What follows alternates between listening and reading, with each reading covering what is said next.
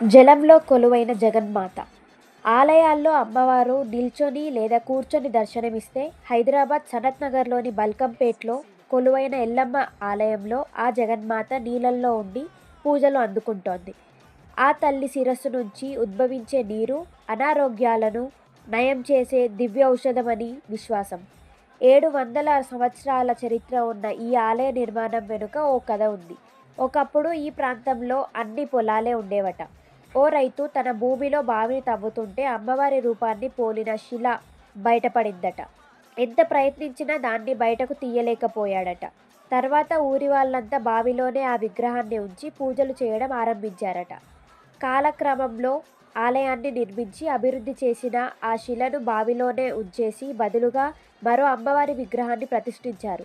ఆషాఢంతో సంబంధం లేకుండా భక్తులు తమ కోరిక నెరవేరినప్పుడల్లా ఎల్లమ్మ తల్లికి బోనాన్ని సమర్పిస్తారిక్కడ.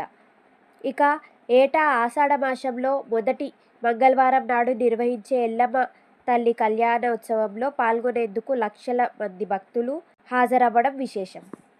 ఎల్లమ్మ అమ్మవారిని ఇక్కడ స్వయంభూ రూపంగా ఆరాధిస్తారు. గర్భగుడిలో అఖండ దీపం వెలుగుతూ ఉండే సాంప్రదాయం ఉంది. ఆలయం పునర్నిర్మాణాల అనంతరం కూడా ఈ ఆచారం కొనసాగుతుంది. బల్కంపేట ఆలయానికి అమ్మవారి మొక్కులు తీర్చే క్షేత్రం అనే ఖ్యాతి ఉంది. కొబ్బరికాయల గుత్తులు సమర్పించే ఆచారం కూడా ఇక్కడ కనిపిస్తుంది. మరిన్ని ఆలయ విశేషాలు తెలుసుకోవడానికి మన ఛానల్ని సబ్స్క్రైబ్ చేసుకోండి.